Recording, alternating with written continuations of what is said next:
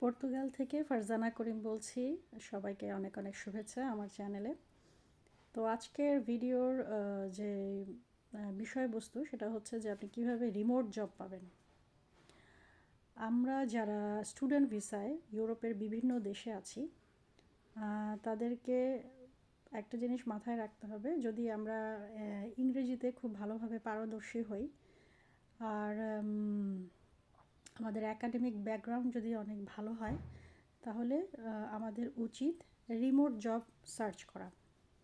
যে ঘরে বসে আপনি আপনার শুধু একটা ল্যাপটপ থাকতে হবে, ইন্টারনেট থাকতে হবে এবং অবশ্যই ইন্টারনেটটা যেন ভালো স্পিডের হয়। তাহলেই কিন্তু আপনি যে সমস্ত কোম্পানিগুলো আপনাকে হায়ার করবে রিমোট জবের জন্য, সেখানে আপনি চাকরি করতে পারবেন।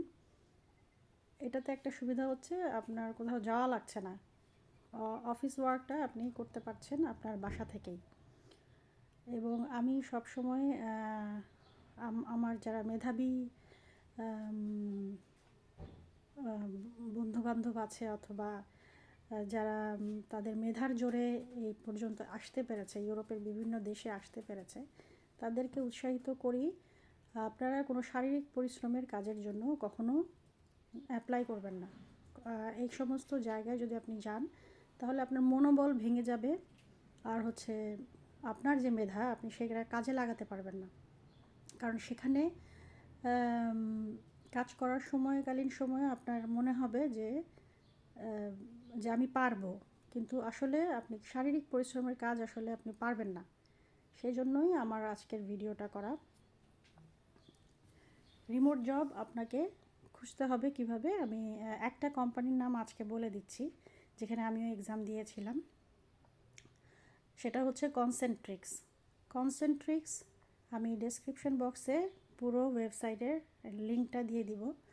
কনসেন্ট্রিক্সে আপনি অ্যাপ্লাই করতে পারবেন যদি আপনি ইংলিশ স্পিকার হন, কারণ পর্তুগালে বেশিরভাগই দেখা যায় পর্তুগিজ ভাষা জানা ছাড়া রিমোট জবগুলোতে অ্যাপ্লাই করা যায় না। কনসেন্ট্রিক্সে অ্যাপ্লাই করার নিয়ম হচ্ছে, প্রথমে আপনি কনসেন্ট্রিক্সের যে ওয়েবসাইট আছে সেখানে যাবেন, যে সেখানে সাইন আপ করবেন। করার পরে অবশ্যই এর আগে আপনার কভার লেটার রেডি করে রাখবেন, আর হচ্ছে আপনার একটা সিভি রেডি করবেন। মাথায় রাখতে হবে যে you will have to have the C1 proficiency in English, it's must. ঠিক আছে? অনেকেই চিন্তা করে যে না, হয়তো আমার B2 লেভেল থাকলেই আমি পারবো। না, এটা পসিবল না, কারণ ওরা রিকোয়ারমেন্টে এটা লিখে রাখে। সো আপনাকে C1 প্রফিসিয়েন্সি অর্জন করতে হবে ইংরেজি ভাষায়। আর ওরা যেই একাডেমিক ব্যাকগ্রাউন্ড দেয় সেটা হচ্ছে ইংরেজিতে অনার্স মাস্টার্স, যেটা আমার ছিল, অথবা আপনি BBA MBA কমপ্লিট করা। এটা হলে তারা হচ্ছে প্রেফারেন্স দেয়। আর অথবা এর চেয়েও কিন্তু এর বাইরেও আপনি অ্যাপ্লাই করতে পারবেন, কোনো সমস্যা নাই। যখন আপনি অপরচুনিটি সার্চ করবেন অবশ্যই খেয়াল রাখতে হবে সেখানে ব্র্যাকেটে লেখা থাকে হাইব্রিড অ্যান্ড রিমোট।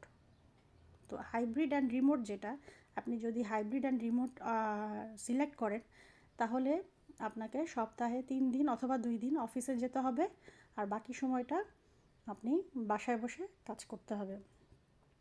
সো আপনি যদি টোটালি রিমোট জব করতে চান তাহলে আপনাকে শুধু রিমোট যেটা লেখা ব্র্যাকেটে সেটাই অপশনটা সিলেক্ট করতে হবে। আর ওদের সাইন আপ করার সময় আপনার সিভি এবং কভার লেটার আগে থেকে রেডি রাখতে হবে। আপনার সমস্ত ইনফরমেশন ইনসার্ট করে দেন হচ্ছে সাইন আপ করবেন। অ্যান্ড অ্যাপ্লাই করার সময় খেয়াল রাখতে হবে, অ্যাপ্লাই যখন করবেন সেই সময়টা আগে দেখে নেবেন যে is it available or not. অনেক সময় দেখা যায় যে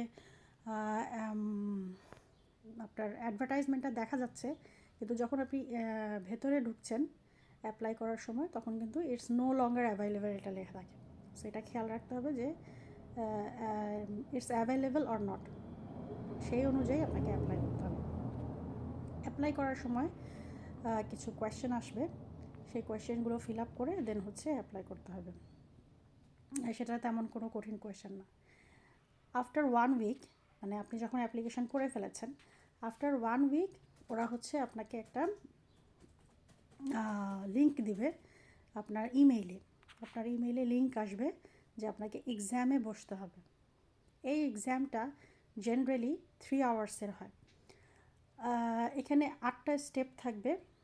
so you will have to finish the 8 steps within this time.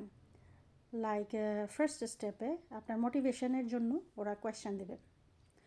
Second step, question যেগুলো ফার্স্ট স্টেপে যে কোয়েশ্চেনগুলো থাকবে সেখানে হচ্ছে 3টা উত্তর দেওয়া থাকে। So don't worry about that.